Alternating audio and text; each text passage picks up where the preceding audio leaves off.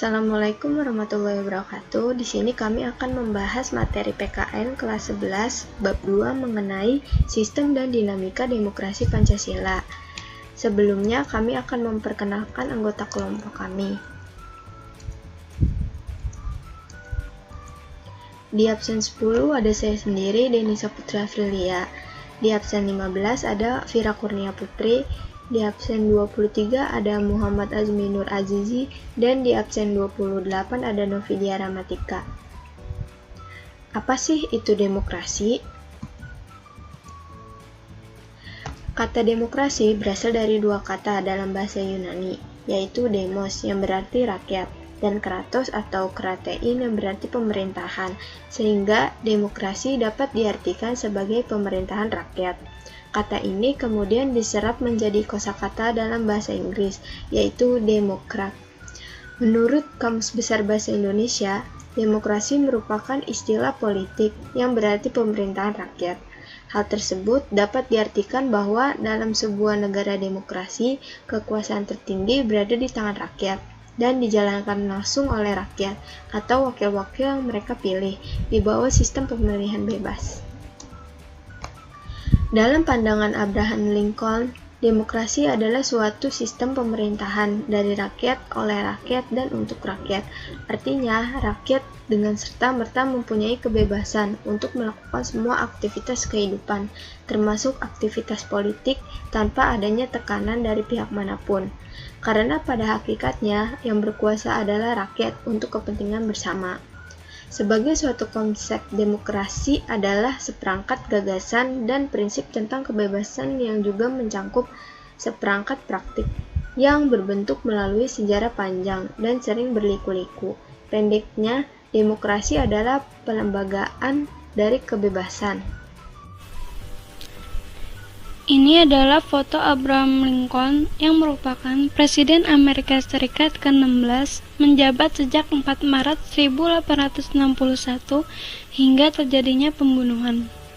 Dan ini adalah contoh ilustrasi dari demokrasi.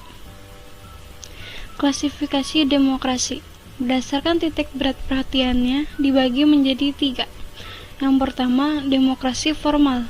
Demokrasi formal adalah suatu demokrasi yang menjunjung tinggi persamaan dalam bidang politik tanpa disertai upaya untuk mengurangi atau menghilangkan kesenjangan dalam bidang ekonomi. Bentuk demokrasi ini biasanya dianut oleh negara-negara liberal. Kedua, demokrasi material. Demokrasi material adalah demokrasi yang dititik beratkan pada upaya menghilangkan perbedaan dalam bidang ekonomi. Sedangkan persamaan dalam bidang politik kurang diperhatikan, bahkan kadang-kadang dihilangkan. Bentuk demokrasi ini biasanya dianut oleh negara-negara komunis. Ketiga, demokrasi gabungan. Demokrasi gabungan adalah bentuk demokrasi yang mengambil kebaikan serta membuang keburukan dari bentuk demokrasi formal dan material. Bentuk demokrasi ini biasanya dianut oleh negara-negara non-blok. Klasifikasi berdasarkan ideologinya dibagi menjadi 2. Yang pertama, demokrasi konstitusional. Demokrasi konstitusional adalah demokrasi yang didasarkan pada kebebasan atau individualisme. Ciri khas pemerintahan demokrasi konstitusional adalah kekuasaan pemerintahannya terbatas dan tidak diperkenankan banyak melakukan campur tangan dan bertindak sewenang-wenangnya terhadap rakyat. Kekuasaan pemerintah dibatasi oleh konstitusi. Kedua, demokrasi rakyat. Demokrasi rakyat atau demokrasi proletar adalah demokrasi yang didasarkan pada paham Marxisme komunisme. Demokrasi rakyat mencita-citakan kehidupan yang tidak mengenal kelas sosial. Manusia dibebaskan dari keterikatannya kepada pemilikan pribadi tanpa adanya penindasan serta paksaan. Yang terakhir, klasifikasi berdasarkan proses penyaluran kehendak rakyatnya dibagi menjadi 2. Yang pertama, demokrasi langsung. Demokrasi langsung adalah paham demokrasi yang mengikutsertakan setiap warga negaranya dalam permusyawaratan untuk menentukan kebijaksanaan umum negara atau undang-undang secara langsung. Kedua, demokrasi tidak langsung. Demokrasi tidak langsung adalah paham demokrasi yang dilaksanakan melalui sistem perwakilan. Penerapan demokrasi seperti ini berkaitan dengan kenyataan suatu negara yang jumlah penduduknya semakin banyak, wilayahnya semakin luas, dan permasalahan yang dihadapinya semakin rumit dan kompleks. Demokrasi tidak langsung atau demokrasi perwakilan biasanya dilaksanakan melalui pemilihan umum. Prinsip-prinsip demokrasi menurut Henry Bertram Mayo. Yang pertama, menyelesaikan perselisihan dengan damai dan secara melembaga. Kedua, menjamin terselenggaranya perubahan secara damai dalam suatu masyarakat yang sedang berubah. Ketiga, menyelenggarakan pergantian pimpinan secara teratur. Keempat, membatasi pemakaian kekerasan sampai minimum. Kelima, mengakui serta menganggap wajar adanya keanekaragaman. Dan yang terakhir, yang keenam, menjamin tegaknya keadilan. Yang selanjutnya adalah prinsip-prinsip demokrasi menurut Al-Moody. Yang pertama, kedaulatan rakyat. Kedua, pemerintahan berdasarkan persetujuan dari yang diperintah. Ketiga, kekuasaan mayoritas.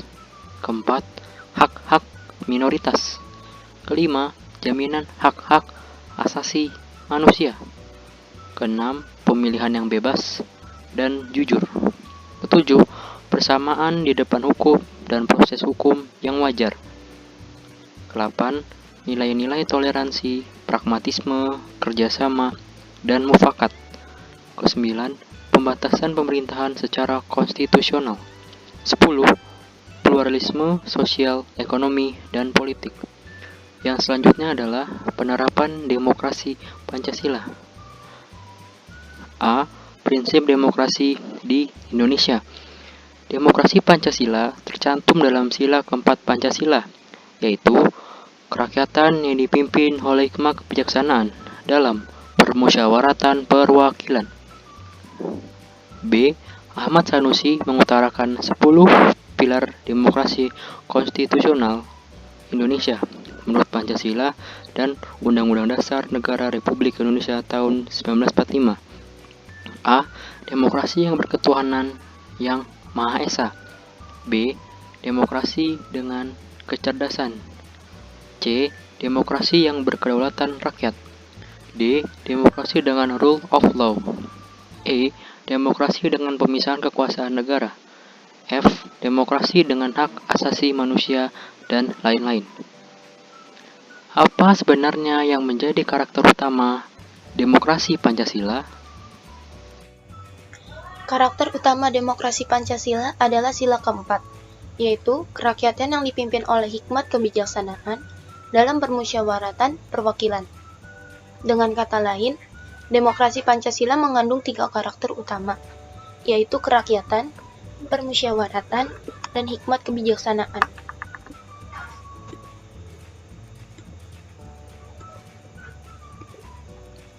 Periodisasi perkembangan Pancasila. Orde Lama pada tahun 1945 hingga 1966. Pada masa Orde Lama, Indonesia menjalani proses peralihan dari masyarakat terjajah menjadi masyarakat merdeka. Saat itu adalah proses pencarian penerapan bentuk Pancasila. Orde Baru pada tahun 1966 hingga 1998. Orde Baru dimulai dengan naiknya Soeharto menjadi presiden, menggantikan Soekarno pada tanggal 22 Februari 1967. Reformasi pada tahun 1998 hingga sekarang. Era reformasi dimulai dengan pergantian presiden dari Soeharto ke B.J. Habibie, yang mulanya berperan sebagai wakil presiden. Kepemimpinan tersebut dimanfaatkan untuk mereformasi segala tatanan pemerintahan terdahulu. Kehidupan yang demokratis. 1. Persamaan kedudukan di muka hukum. Hukum itu mengatur bagaimana seharusnya penguasa bertindak, bagaimana hak dan kewajiban dari penguasa dan juga rakyatnya. Rakyat memiliki kedudukan yang sama di depan hukum. Artinya, hukum harus dijalankan secara adil dan benar. 2. Partisipasi dalam pembuatan keputusan. Dalam negara yang menganut sistem politik demokrasi, kekuasaan tertinggi berada di tangan rakyat, dan pemerintahan dijalankan berdasarkan kehendak rakyat. Aspirasi dan kemauan rakyat harus dipenuhi, dan pemerintahan dijalankan berdasarkan konstitusi yang merupakan arah dan pedoman dalam melaksanakan hidup bernegara. 3. Distribusi pendapatan secara adil. Semua warga negara berhak memperoleh pendapatan yang layak. Pemerintah wajib memberikan bantuan kepada fakir dan miskin atau mereka yang berpendapatan rendah. 4. Kebebasan yang bertanggung jawab. Dalam sebuah negara yang demokratis, terdapat 4 kebebasan yang sangat penting, yaitu kebebasan beragama, kebebasan pers, kebebasan mengeluarkan pendapat, dan kebebasan berkumpul. 4 kebebasan ini merupakan hak asasi manusia yang harus dijamin keberadaannya oleh negara. Perilaku mendukung tegaknya demokrasi. Demokrasi tidak mungkin terwujud jika tidak didukung oleh masyarakatnya. Oleh karena itu, kehidupan yang demokratis hanya mungkin dapat terwujud ketika rakyat menginginkan terwujudnya kehidupan tersebut. Untuk menjalankan kehidupan demokratis, kita bisa memulainya dengan cara menampilkan beberapa prinsip di bawah ini dalam kehidupan sehari-hari, yaitu membiasakan diri untuk berbuat sesuai dengan aturan main atau hukum yang berlaku, membiasakan diri untuk bertindak demokratis dalam segala hal, membiasakan diri untuk menyelesaikan persoalan dengan musyawarah, membiasakan diri untuk mengadakan perubahan secara damai, tidak dengan kekerasan, membiasakan diri untuk memilih pemimpin melalui cara-cara yang demokratis, selalu menggunakan akal sehat dan hati nurani dalam musyawarah, selalu mempertanggungjawabkan hasil keputusan musyawarah kepada Tuhan Yang Maha Esa, masyarakat, bangsa, dan negara, bahkan diri sendiri, menuntut hak setelah melaksanakan kewajiban, dan lain-lainnya. Sekian materi pembahasan pelajaran PKN Bab 2 kelas 11 tentang sistem dan dinamika demokrasi Pancasila dari kelompok kami. Kurang lebihnya mohon maaf. Wassalamualaikum warahmatullahi wabarakatuh.